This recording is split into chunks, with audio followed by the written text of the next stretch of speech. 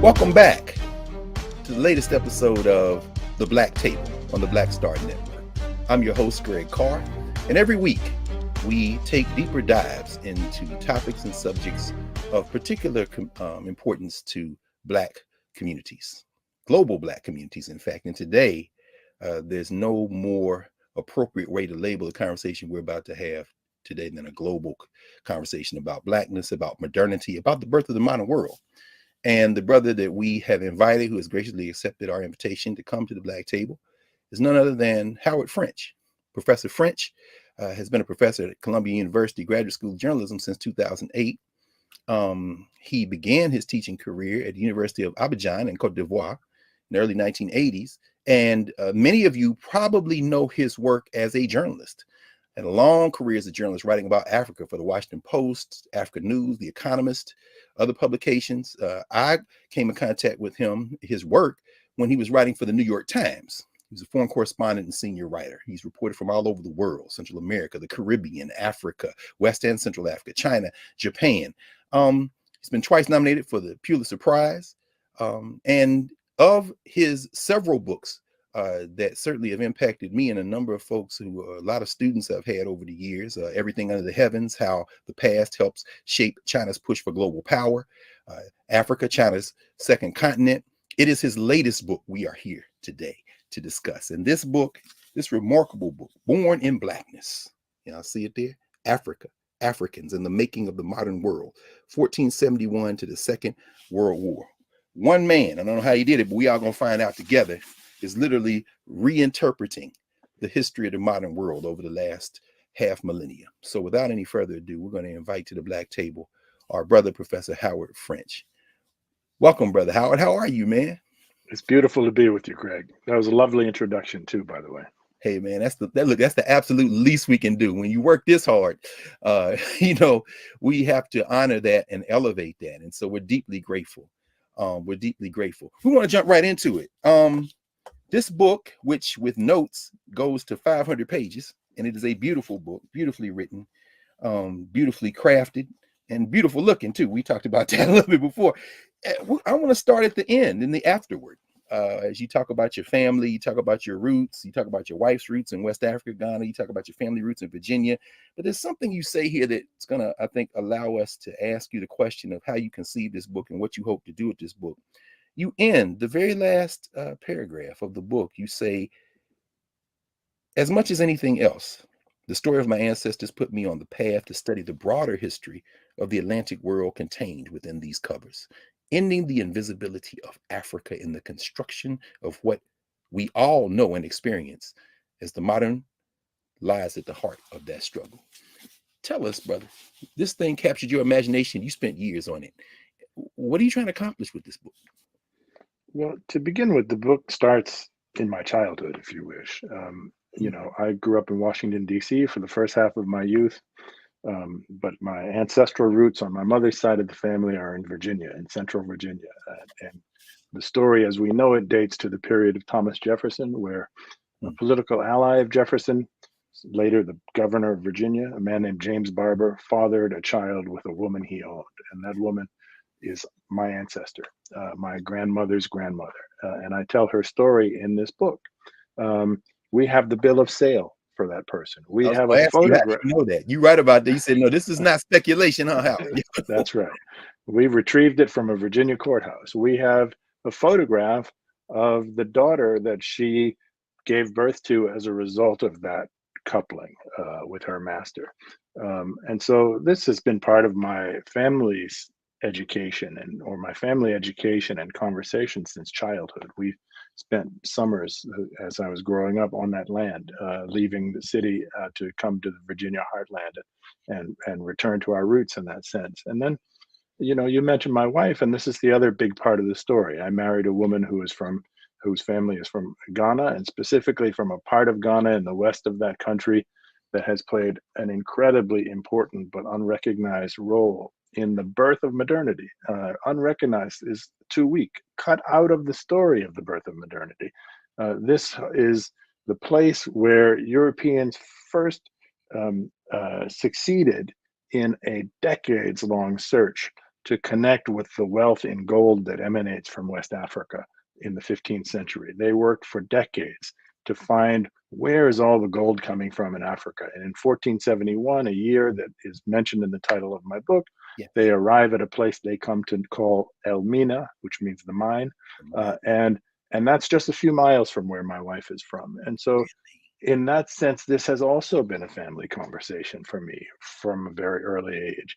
And I've been married a long time now, and so I've been ruminating about all of these things. And I've also been, as you alluded to, in terms of my career, traveling a lot. I've worked all over the Atlantic Basin. I'm from the United States, of course, the American South in specific. I've worked in the Caribbean, Central America, Northern South America, meaning Colombia, Venezuela, etc., West and Central Africa, and I have never lived in Europe, but I speak European languages, several of them. And we all are steeped in European history, whether we like it or not. This is part of the standard way we are brought up, right? And so this was the stew out of which came this book, trying to make sense of where we, not just me, there is a bit of biography here. It's a small piece, it's a small note or set of notes in the book, but where we all came from. And that means the white people too. All of us came out of this cauldron whose base ingredient, whose most important foundation was Africa and Africans. But you start, it's fascinating how, because of course, and as folks who get this book and read it, and hoping everybody listening to us will do that, of course, and share. You traveled to many of these places that you write about, and in many of the chapters you open with your passage there. And when you said Europeans, I think, we typically think of Europeans, Africans, Asians. Those labels kind of become proxies for how we think. We reduce dissimilarities between people. And as you talked about Ghana and your wife growing up right there, I think about the fact that, of course, Ghana has this robust trade, a robust tourism industry, and so many of us who want to connect with our roots. I mean, I've been to Ghana, and I know, and maybe many of the tourists don't know when they get there, but learn that Cape Coast and Elmina are two different enterprises. And what you do in this book beautifully, it seems to me, we'll talk more about this, of course, as we get deeper into the conversation, you disaggregate Europe. I mean, I think about Cedric Robinson in his book, Black Marxism, where he opens one of the chapters and says, for all intents and purposes in the 15th century, Portugal is a metaphor. And I'm like, that always stuck with me. But when you say Elmina, when you go through, it's almost like a relay race. You have the Portuguese, then you have the Dutch, and then the Portuguese get chased, and they're going down, and then the English come in and take the thing from them, and they set up, is it Cape Coast as a kind of competing? They don't want to deal with the Elmina traffic. I mean, could you help us understand what we miss when we don't take the time to give granular attention to these labels that we often think about when we're thinking about world history, if we think about it at all? Sure. Let me try to go back to near the beginning of this story in answering your question. Okay. And I'm going to pick up on the Cedric Robinson quote that you use. Portugal was literally nowhere in Europe in the 14th century.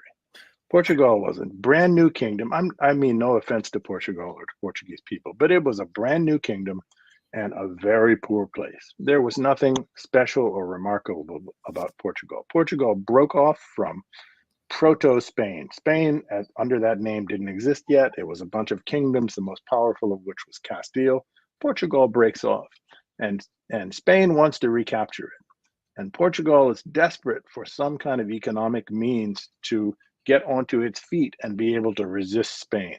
But because Portugal has no face onto the Mediterranean Sea, which is the traditional sort of highway of trade for Southern Europe, right, toward the east, Portugal says, we need to find another source of commerce. And Portugal becomes obsessed in a way that is totally cut out of the story of the birth of modernity with Africa. The normal story we are told is that the Europeans were hell-bent on finding a maritime route to Asia.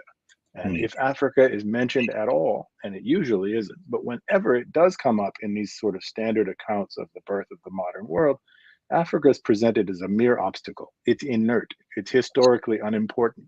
Africa needs to be circumnavigated. In fact, The Portuguese, knowing about the story of Mansa Musa and of the incredible amount of wealth known to exist in the heart of the Sahel region of West Africa, the Portuguese sort of fixate on the idea of connecting with West Africa as what I like to call their moonshot. This is their long odds bid to get onto their feet so that they can resist Spain and become strong. And so in the early 1400s, they set out down the coast of West Africa. They're not looking for Asia. They're looking for West Africa. And they have to overcome their superstitions and their technological limitations. And by 1471, they arrive in the place they call Elmina. And lo and behold, even poor people in Elmina are wearing gold. And so they figure out, oh, this is where the gold is, right? It is this discovery that sets everything in motion. Okay, I'm sorry. Go ahead. I was going to ask is, I mean, the way you open the book, and I think about the Museum of African American History and Culture, which, although Africa's history is obviously much older, when you go to that bottom floor, they have those parallel tracks where you see Europe and Africa at the same time. But you make a powerful point in the first part of the book, and we'll come back after the break and continue to talk about this, where you basically say Europe really doesn't have anything to trade. Any of those places up there.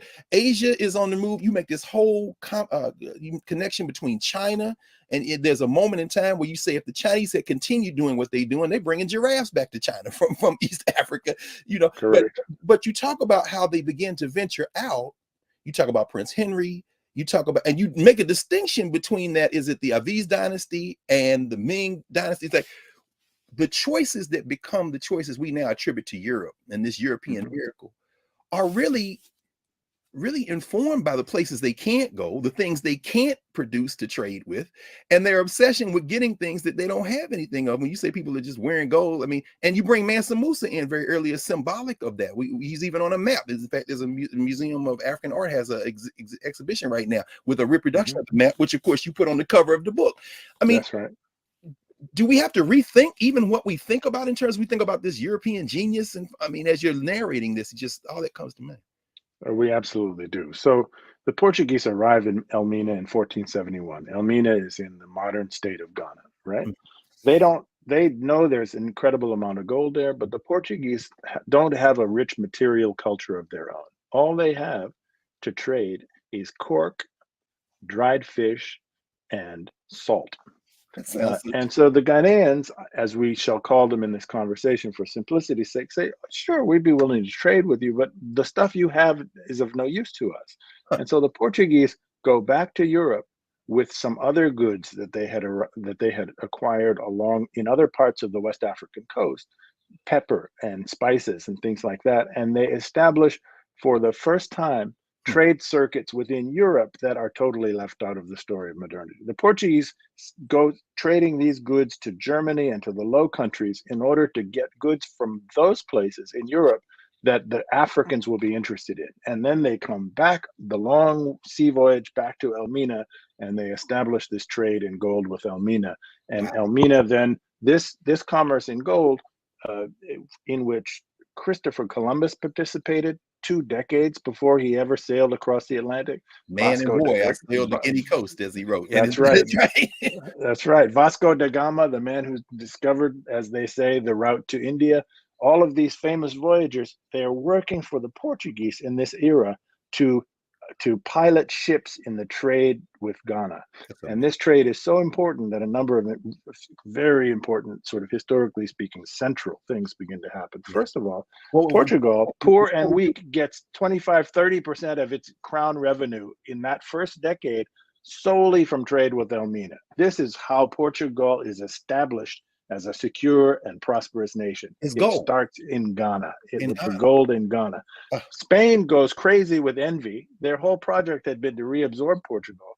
They send a fleet to the coast of West Africa to try to capture this trade and to defeat the Portuguese. The Portuguese had intelligence about this, and therefore, even though they were far outnumbered, they ambushed the Spanish and were able to scare them off. And so the Portuguese then build this giant fort on the coast of West Africa, the very first European fortified construction anywhere in the tropics. In 1482. This is the slave trading center, as it is known today, that's near Cape Coast. In Okay. fact, even as most Ghanaians don't know, this is not really about slavery at all yet. This No, is not about a yet. trade in gold. That's right. Well, The let me spe- let me let me interrupt you. one Oh, last go thing, ahead, Greg. make that last point, and then we're gonna come back after the break. I don't want to break your Okay, momentum, though. Yes, no please. problem. So the Spanish, so the envy is such an important part of this story from Yes, beginning to end, meaning all the way to the Second World War.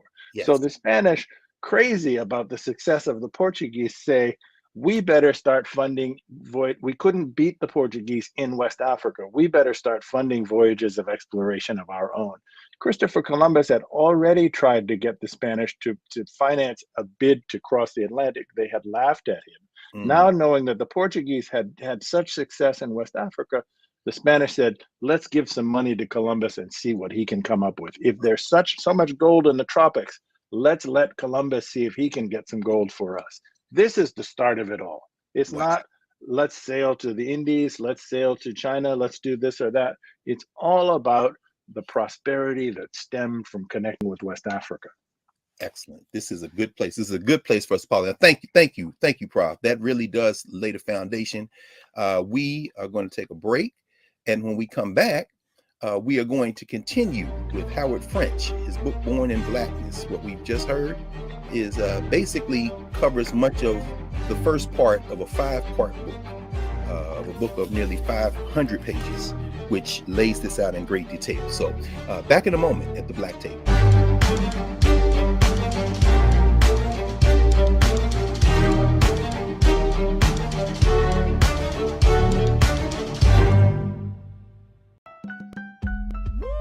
We're all impacted by the culture, whether we know it or not. From politics to music and entertainment, it's a huge part of our lives, and we're going to talk about it every day right here on The Culture with me, Faraji Muhammad, only on the Black Star Network.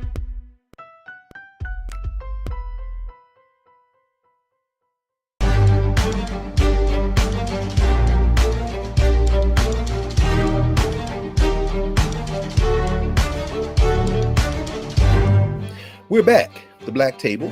Greg Carr, joined today by Professor Howard W. French, Columbia University, journalist, scholar, and we're talking about his latest book, Born in Blackness. When we left, Prof, you were leading us right to the lip of the gold rush that opened up Europe, that created Europe in many ways. And around chapters 5 and 6 of part 1, you talk about these accounts and how they began to come out of Europe. And when you're talking about the attitude toward Black folk, you're very careful also to talk about the Black folk who they encounter, these Portuguese. I mean, ultimately it'll be the Asantes and others, but you also help us rethink what we know, and for most of us perhaps introduce what we didn't know about who those Africans are who encountered the Portuguese. Could you talk about that a little bit in terms of the folk who are there that the Portuguese encountered?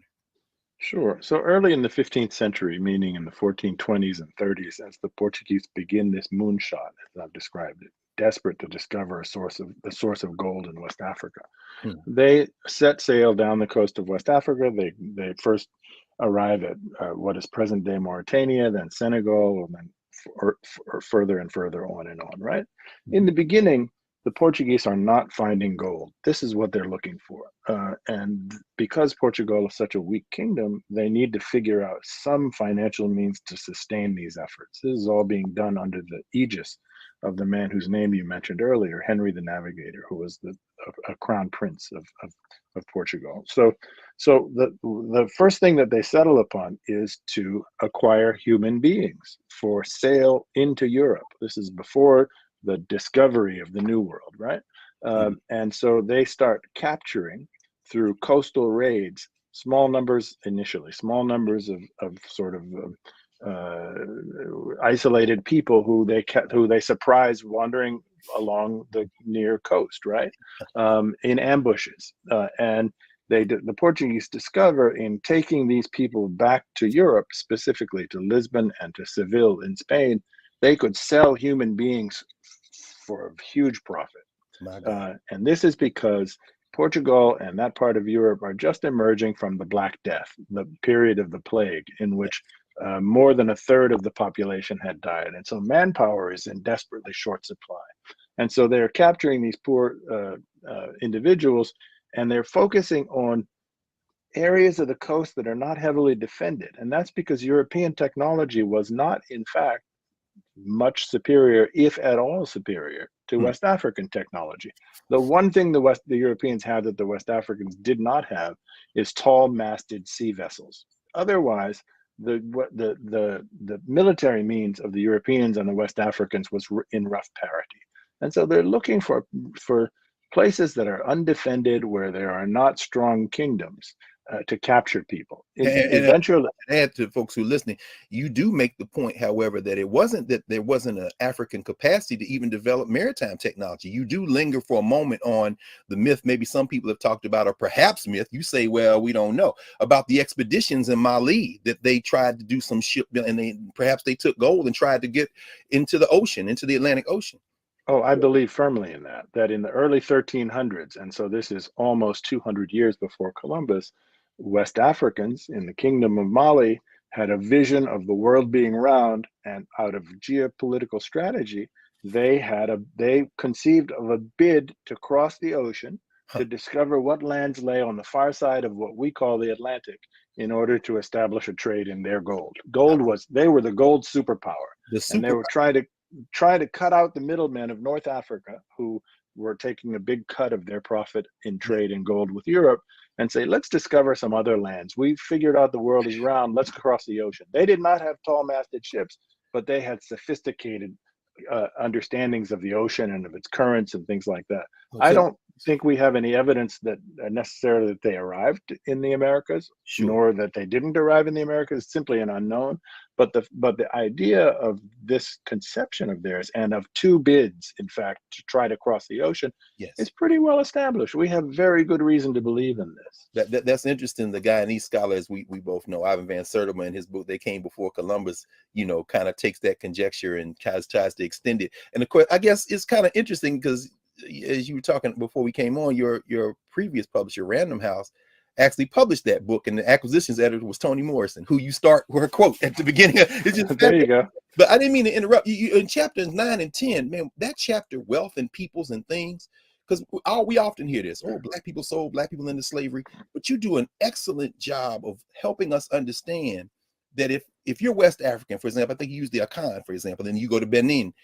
If you've got a lot of land, but you need people to work the land, the wealth is actually in people and not things. And so there's this thing that begins to emerge, and you really explore it in later sections, where this class dimension comes into play, where Africans, once the Portuguese have gone beyond the people they're randomly capturing and start negotiating and then trading for centuries, this exchange in people, do you think there was a common understanding of enslavement between these various different groups of Africans? And I went to another thing. You talk about John Thornton later in the book, and I'm reminded of Walter Rodney in the History of the Upper Guinea Coast, where he says, y'all can't say that slavery here was like slavery other places. But, and drawing from Thornton, and as you kind of tease out, it probably depends on what type of African society you're dealing with. You can't just put a blanket over Africa and say all these societies were the same. I mean, could you help us understand even the question of wealth and people as opposed to wealth and things, and how this plays out?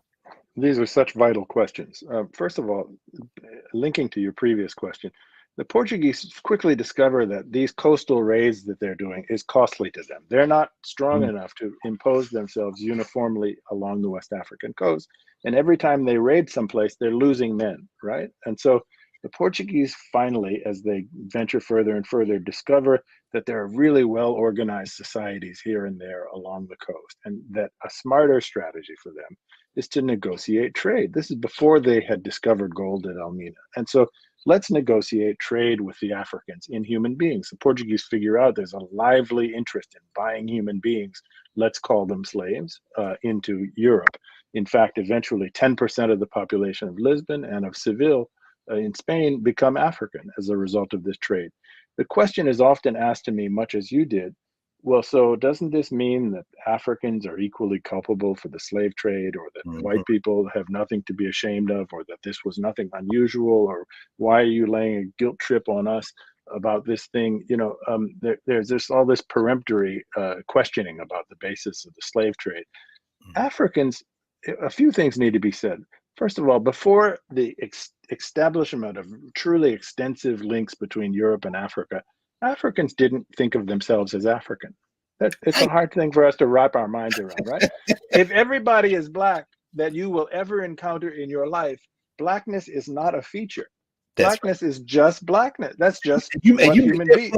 You make that point with the ruler of Dahomey. It's like, look, all these people look the same. All we're doing is defending ourselves. I mean, it's fascinating to when you bring that point up, man. Well, I'm sorry.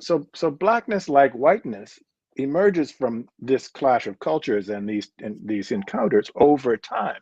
Second thing that needs to be said is, worth in people as opposed to in money, right? This basis of African trade. So the Africans, even hundreds of years after the first sale of slaves by Africans to Europeans, Africans have no conception of what use Europeans are making of enslaved people.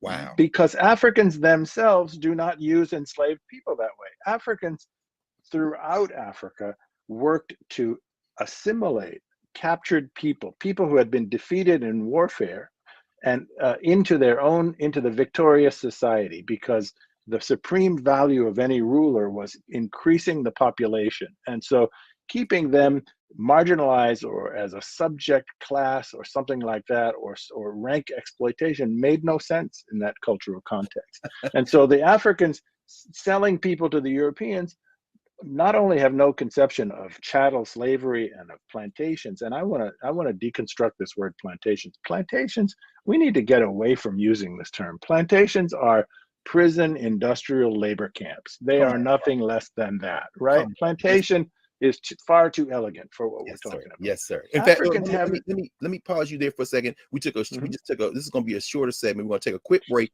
When we come back on the other side, please continue in that with the point you're about to make, and we'll be right back at the Black Table. Greg Carr, Howard French, born in Blackness. Back in a moment.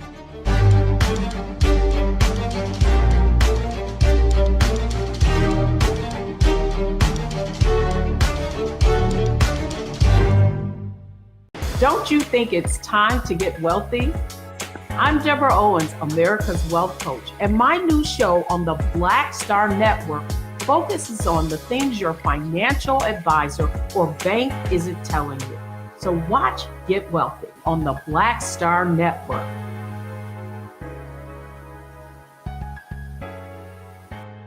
Folks, Black Star Network is here. Oh, no punches! I'm real revolutionary right now. Support this man, Black Media. He makes sure that our stories are told.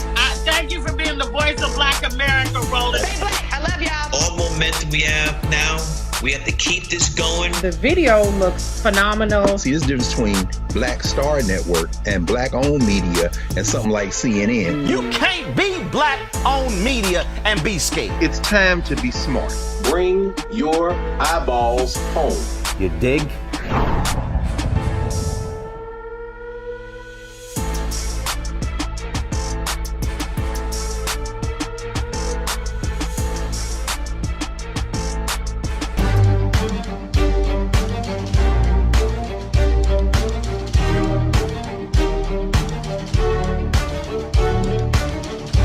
Welcome back to the Black Table. I'm Greg Carr, here on the Black Star Network, and we are in the middle of one of, if not the most important conversation Black folk need to have when it comes to historical memory, the birth of modernity in Africa's place, with Professor Howard French.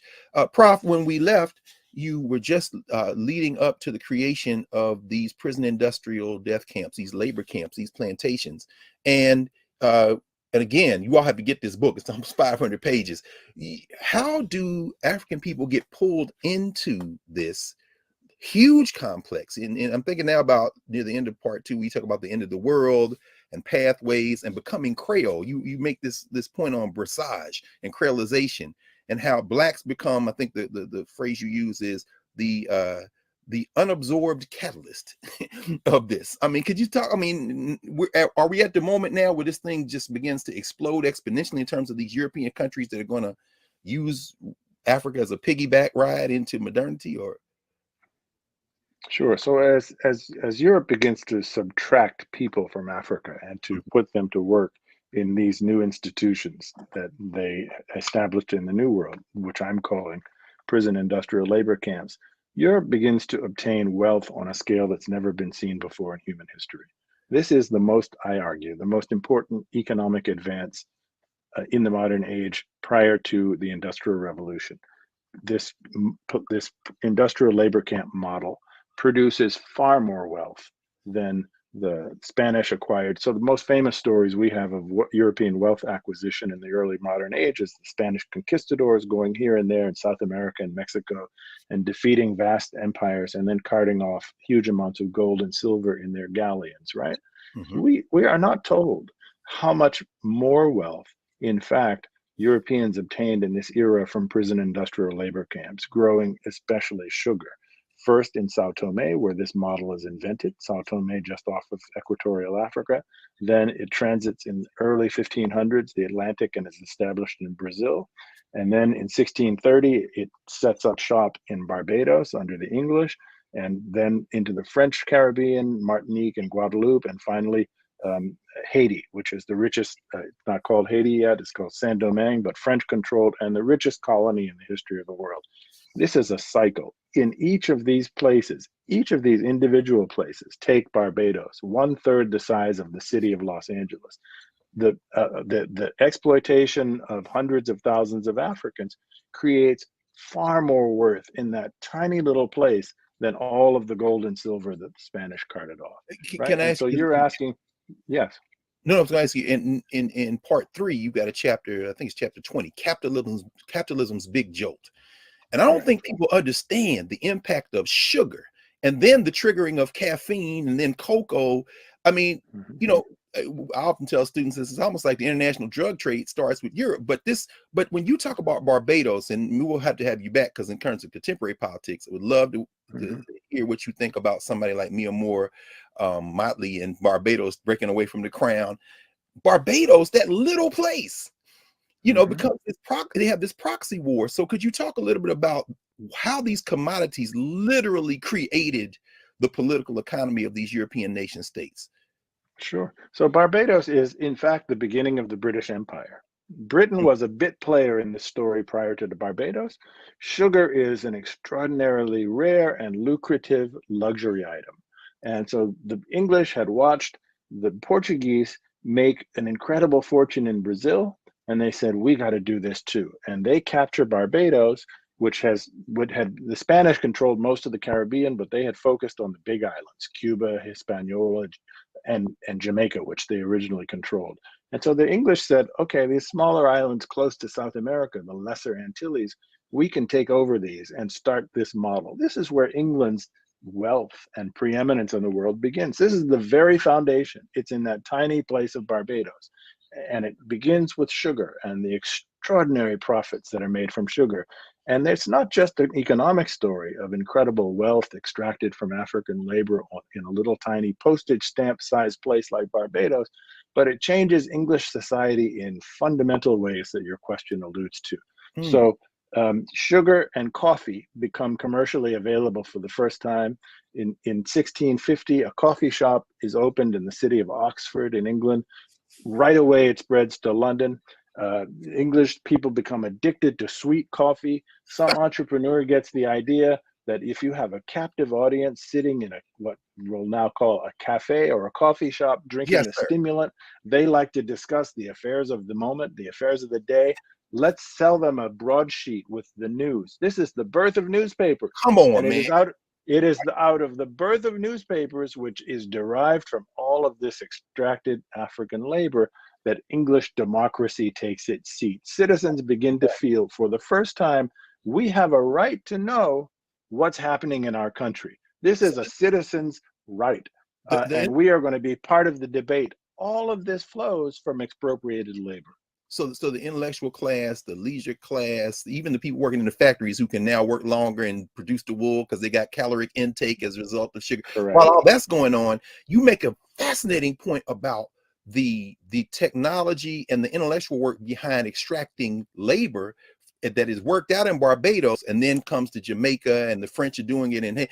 And as I was reading, and I'm thinking, you really have laid the foundation for how we should even reimagine how we think about labor in a modern capitalist society. They're working the hell out of these people, and ultimately dehumanizing labor becomes a foundation in modern capitalism. But that stuff's worked out in the plantations too. Well, the like you said, the prison industrial camps as well, isn't it? Yes, and that's why I insist on that term, because this is a new form of labor organization. First of all, chattel is new. In other words, the reduction of human beings on the basis of race to the state of bestiality, that's new. And then secondly, the division of labor, the tight, nearly militarized supervision of workers, the extraction of productivity through corporal punishment, the specialization of Africans who are broken down into teams and held accountable for their production and punished if they fall short in their productivity, and trained in specialized tasks. All of these things, which we think of, most of which we think of as part of industrialization, all take place in these prison industrial labor camps. And so we typically think that's what we learned. Right. We think industrialization starts in England with textile factories, and this is a matter of ingenuity, right? This is Europeans. They come up with a bright idea. Aren't they clever, right? This actually happens in the skin of Black people. 150 years before there's anything happening with textiles in England. So let me ask you, man, this is fascinating. The English, as you say, they're not even players in this. Now I remember as a child, forget the ambush the Portuguese have on the Spanish. The only thing we learned about the Spanish, if we learned anything, was the Spanish Armada and their defeat by the English, because England is narrating this thing as their great breakout. But you make a point, you sustain an argument that the Dutch, actually the Netherlands, had the plan for this global thing. They couldn't bring it off, and it's almost like the English pick up their notes and execute the plan that the Dutch had. How did the Dutch play in this? Well, so the Dutch have always been a small maritime nation, no natural resources, fragile land subject to flooding, and so they've always been outward looking, right? And the Dutch were in the early modern era, they were the subjects of the Spanish, and the Spanish were Catholic, of course. The Dutch were predominantly Protestant, and the Spanish were taxing the Dutch heavily. And so this is kind of the American story well before America was born, right? Taxation with no representation. There's a religious dimension. The Dutch got fed up and said, we're going to do our own thing. We're going to break away from you. But because the Dutch were such important elements in the Spanish commercial world, the Spanish fought back and tried to retain them. And so the Spanish, knowing how much money, the Dutch, knowing how much money the Spanish were deriving from Portugal, because in 1580, Spain and Portugal merged, the Dutch didn't attack Spain, they attacked Portugal. And they went to Brazil and they stripped off Portugal's sugar colonies in Brazil. They knew this was the secret of Spanish wealth. And so the Dutch then say, okay, let's run with this. We've got Bahia, we've got Pernambuco. Let's establish some colonies in North America, namely in New York, because these places in wherever sugar grows, the land is so valuable from the productivity of enslaved people, it doesn't make sense to farm anything else. It doesn't make sense to produce anything else. And so New York is made as a supply colony for the rest of the Dutch sugar world, right? And that's why they have New Amsterdam before New York. Yes, that's New Amsterdam, right? So the Dutch have this integrated idea of what empire should look like, and this is what the English see the Dutch success and say, we can beat the Dutch. We're bigger than them. We're also a maritime player.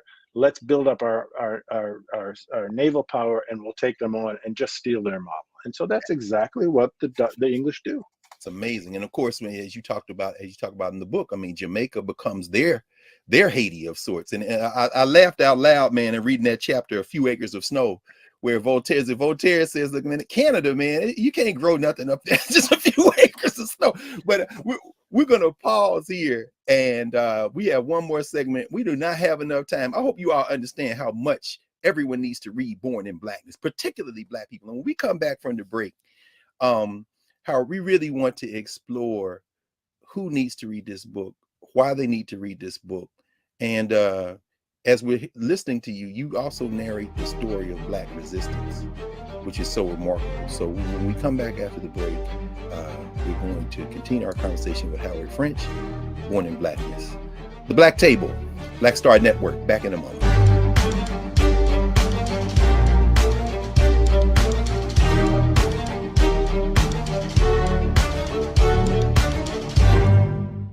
It's time to be smart. Roland Martin's doing this every day. Oh, no punches! Thank you, Roland Martin, for always giving voice to the issues. Look for Roland Martin in the whirlwind, to quote Marcus Garvey again. The video looks phenomenal, so I'm really excited to see it on my big screen. Support this man, Black Media. He makes sure that our stories are told. See, this difference between Black Star Network and Black-owned media and something like CNN. I got to defer to the brilliance of Dr. Carr and to the brilliance of the Black Star Network. I am rolling with Roland all the way. Honored to be on a show that you own. A black man owns the show. Folks, Black Star Network is here. I'm real revolutionary right now. Roland was amazing on there. Hey, Black, I love y'all. I can't commend you enough about this platform that you've created for us to be able to share who we are, what we're doing in the world, and the impact that we're having. Let's be smart. Bring your eyeballs home. You can't be Black-owned media and be scared. You dig?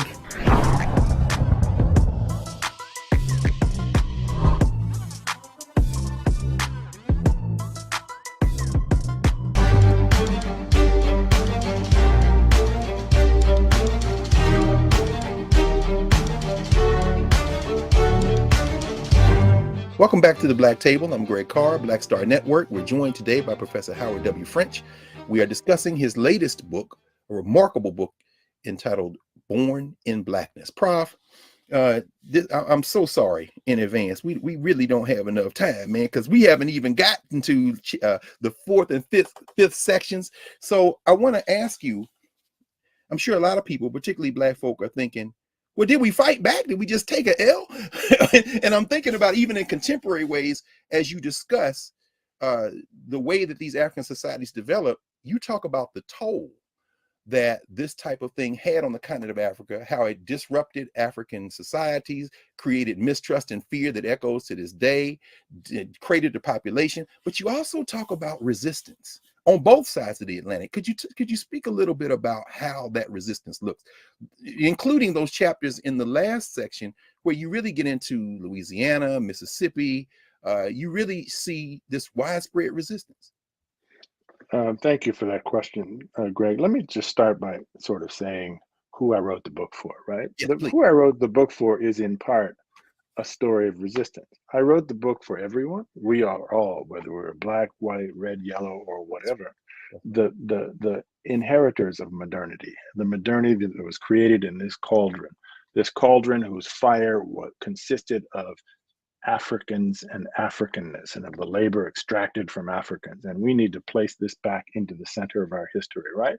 But I wrote this book in specific with the desire to persuade African Americans of the urgency of reconnecting across borders with the bigger, broader history of Blackness, and to understand that resistance for us as a community consists not only of fighting our national battles and existing parochially. We got our hands full in this country, but we have to overcome the idea of resisting in a parochial sense, meaning, just fighting local battles.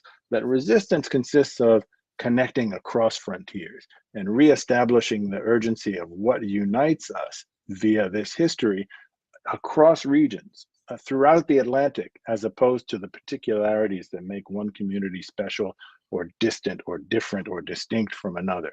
Like, I'm West African, or I'm African American and you're Caribbean, and therefore we're not really the same thing. Resistance consists in part of getting rid of that kind of thinking. Okay, now back to your question explicitly. Yes. Resistance is part of begins at the beginning of this story. So in Sao Tome, where the slave and the prison industrial labor complex is invented in the early 1500s, there are uprisings. There was a ship mutiny in some of the first ships brought from mainland Africa to that island by the Portuguese. Ships rose up. Enslaved people rose up and killed the Portuguese crew. They didn't know how to sail the boat, but they were close enough to the shore that enough of them survived to swim ashore and establish a community in the forest in the southern part of that island, which thrived for almost 100 years before the Portuguese learned of them. And they connected with the enslaved populations on the island and nearly overthrew the Portuguese. So this is from the very beginning of enslavement. You mean and to it tell continues me that, all, sorry? No, I was gonna say, you mean to tell me that even when we do learn about the Maroons, or and as you write about the Maroons in English speaking, the Modernage, or as you talk about in the Quilombos in Brazil, you mean to tell me that those first communities were not in the West Atlantic, but literally off the coast of Africa? Just off the shore of Africa. Africans at every moment of enslavement resisted enslavement. Wow. And, so, and they still tell those stories. When I read the chapter, you said they still tell those stories there. That's right. I drove up, no tourists go to Sao Tome, right? So I show up in Sao Tome and I'm driving to the part of the island where those communities were established hundreds of years ago. And the school kids who surrounded my car knew right away why I had come. I didn't have to start asking them the question. They knew what their history was. And said, okay, you want to learn about this, right? Sit down with us, we'll tell you. And so this is a story that continues all the way into the 19th century and the Civil War. You know, we're told most of us are taught the Civil War, militarily speaking, as largely as the affair of white people, right? There were the white armies of the South and the white armies of the North. And eventually, because the North had a more sophisticated and more industrialized economy, the North wins the war. In fact, the North won the war because Abraham Lincoln was finally convinced to allow African Americans to fight in the war. They had been clamoring to do so. They enter the war in the late stages, and this becomes a decisive moment in the history of that military contest. And we're not taught that, right? And so this is another form of resistance. Resistance is there from the very beginning to the very end. And you, I mean, I love it. And of course, everybody, you just have to read this book because we've left everybody. I mean, when you quote Dessalines and you talk about Toussaint, and if Napoleon hadn't sold them out, maybe they could have worked something out. I mean, you just go through, and then Charles Desmond, and you talk about all these rebellions, and then you end.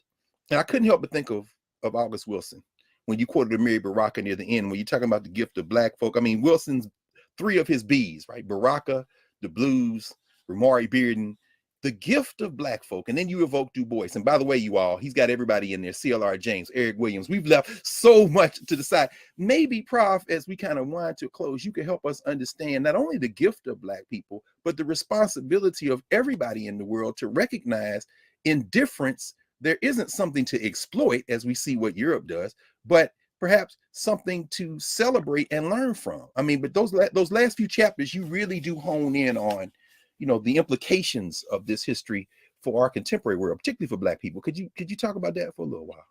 Sure. The gift of Black people, Greg, is threefold. First of all, Black people created the West. I can see people shaking their heads, falling out of their seats. What do you mean they created the West? There could have been no West without Africa and Africans. What do I mean by the West? I mean this condominium that it existed economically and politically speaking between Western Europe, the Atlantic nations of Europe, and the continental United States, what becomes the United States. It would never have happened without African Africans. Before the year 1820, 4 times as many people were brought across the Atlantic from Africa than from Europe.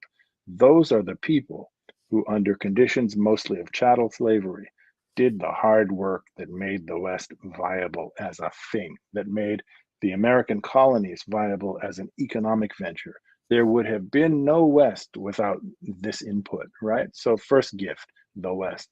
Second gift, modernity. It is out of this condominium of the West that the thing that we casually call modernity arises, that Europe and the Americas begin to ascend and separate themselves from previous parts of the world centers of economic wealth in the world, India and China and the Muslim world in the so-called Middle East and whatnot, right? This is where the wealth of the West derives from. Third thing, America. What is it that makes America America? This is a complicated question, but the most predominant piece of the answer to this question is the African American content, the African American input. It is what makes American speech special. It is what makes American music special. It is what makes American literature special. It is what makes American just the simple way we walk. I don't care what your race is. We can see this in your walk, right? And so this is what makes America a unique thing. Don't want to interrupt you, but I just want to chime in for folks who understand that this brother has traveled the globe, reported from all over the world. So when you say that, you're not just talking about something you've researched. This is a thing you've seen. There's an American walk around the world, and you say and lived.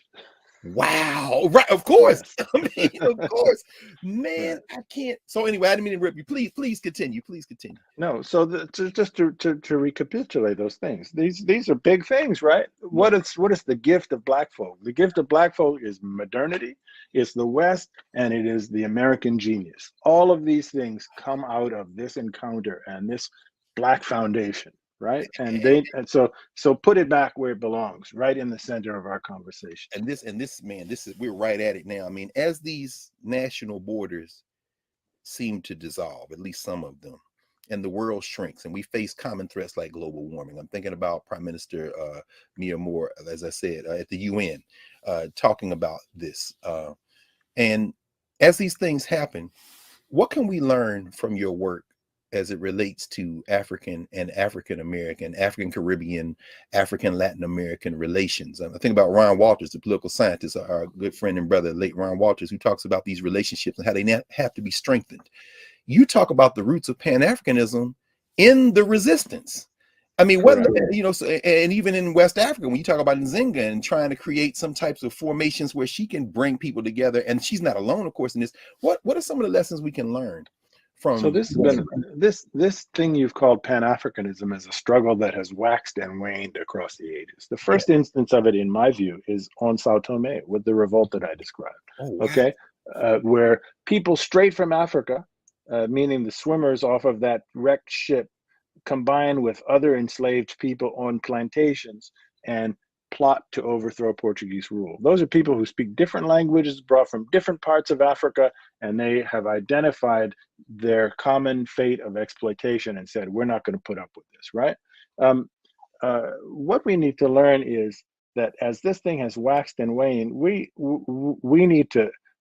can't lose sight of the ball, right? So in the 1940s and 1950s and early 1960s in this country, this is recent memory, historically speaking. We were in a moment in this country where political elites among the African American population had Africa and the Caribbean at the forefront of their minds. These are people who, you know, Martin Luther King, Ralph Bunche, I could go on and on with many other names. Horace Mann, just to mention Americans, right? Had connections in Africa that supported Nkrumah in terms of Nkrumah's independence drive in the 1950s to become the first sub-Saharan African country to obtain independence from European colonialism. Nkrumah becomes independent. People of West African descent in Britain and people in the West Indies begin to describe themselves, symbolically speaking, to adopt the identity as we are all Ghanaians because we partake in the joy of the triumph of the Ghanaian drive for independence and for self-sustenance, right? Yes. This is the kind of spirit that we need to nourish among ourselves in order to assist each other across these divides and to take strength from each other's successes and to learn from each other's struggles and our failures and to plot our way forward more successfully. This is the Pan-African thing that I have said has waxed and waned. And comparatively speaking, when you think about what happened in the 50s and 60s, we're at a relatively low moment right now. That's Peoples true. are pretty much inwardly turned. Absolutely. What many of our listeners in this particular conversation need to understand right now is this. It's an important thing, right? 10% of the people who are permanent residents or citizens of this country who identify as Black were born in Africa. And that number is growing. That number is growing fast. Yes. Africa is itself growing fast. Yes. Africa is 1.4 billion people today. By 2050, it's going to be over 2 billion people. By the end of this century, it will be between 3 and 5 billion people. That's more than China and India combined. Okay, check my numbers, Prof. I was reading a recent book. It's called A Scramble for Europe. And the author was making the point that at this time, he's estimating about 40% of those people in Africa are under 15 years old. Does that sound right to you? It's correct. Yeah. That is. Yeah. There's a demographic. What? There's a youth boom in Africa right now. There's a youth boom, and they're sitting on 1.4 billion and growing, and have all these cousins in the diaspora who seem determined to look inward instead of outward. I mean, we only have about a minute left, and I wanted to ask you, even because everybody's talking about the 1619 Project, and for me, it strikes as a little bit overly nationalistic. And you've got a whole section where you talk about these Africans that were with the Spanish and it came with the Portuguese. I'm wondering, how do we break out of these narrow nationalisms that kind of sometimes constrain the kind of thing you're talking about? So I think I have no criticism for the 1619 Project. Yeah, no, I'm not being I think it's important, and yes, I mean that sincerely. However, it is a national project. It is a project that places American history at the center of its focus and doesn't expend a terrific amount of energy looking beyond American borders. And that's legitimate for its own purposes. Sure. My project is very different. I'm saying, let's put African Americans back in world history. Let's think of the big picture here. Let's go deep into time and talk about where we come from, and that there's strength and purpose in this, and that, the American story is fine and it's great, and there's things to be proud of, and there's things to shed tears over, right? But it's a small part of a much bigger story, and that much bigger story has a lot to teach us. Professor Howard W. French, when you said that, man, who I thought of immediately was Carter G. Woodson, who said the same thing. He said, this isn't Negro history, it's the Negro in history. And you've given us, you've given us with this book, the latest. As I was reading it, I was thinking about journalists like Lerone Bennett with Before the Mayflower, folk who are writing to general audiences like There's a River, Vincent Harding, and those who have written many academic books and textbooks, which make many of these points. But you, not only as a scholar, but as a journalist, crafted a way to bring all those stories together, add your perspective, and put it in a place where, and as I told you in other contexts, some school children, there's a family where they were reading the book to their children, and the child said, I want to ask Professor French a question. So, I mean, that's the reader accessibility to this book. And we want to thank you for this work, brother. It's a real gift. And we intend to honor you by reading it and thinking and acting on what you've laid out for us. So thank you for joining me. I'm honored by your spirit, Brother Carr, and by the intelligence of your questions, and by the sort of deep and open kind of commitment that you have to these topics. And I welcome the audience. Don't be intimidated by 500 pages. I've written it for you. It reads from start to finish. Well, we're people of the book, as you say, the point that they made when they deal with the Muslims. This is a book. I mean, the Bible is a lot longer than this, and so if you can carry the Bible, you can certainly get born in Blackness. So thank you, Professor French, Howard French, for joining us here at the Black Table, and we're looking very much forward to having you back soon so we can continue the conversation. It'll be my pleasure. Yes, sir. Yes, sir. Back in a moment.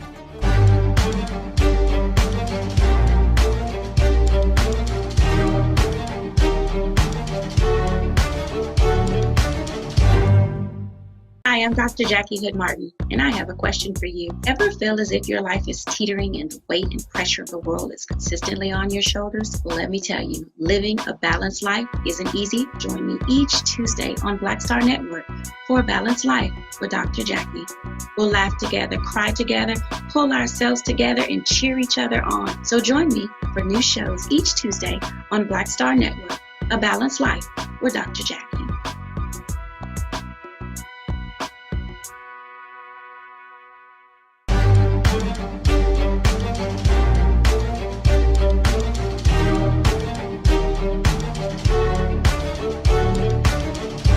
Welcome back to the Black Table, Greg Carr, Black Star Network.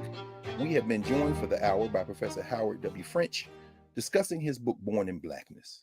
And so we'll end today with a quote from one of Professor French's friends and comrades and colleagues, a man who is now an ancestor, the great Haitian scholar, word warrior, culture keeper Michelle Rolfe Trujillo. Trujillo wrote that history involves people in three distinct capacities. Number one, as occupants of structural positions or agents. Number two, as actors in constant interface with a context. And number three, as subjects, that is, as voices aware of their vocality. Peoples are the subjects of history the way workers are the subject of a strike. They define the very terms under which the situation can be described. Without knowing who we are in time and space, we often become people who are acted upon instead of people who act. And today we spent the hour with a brother who is urging us through his scholarship, through his practice, through his model, that as we become informed, we act to create the world we want to live in. So join us again next week for the next convening of the Black Table. Looking forward to that. And in the meantime, y'all stay safe.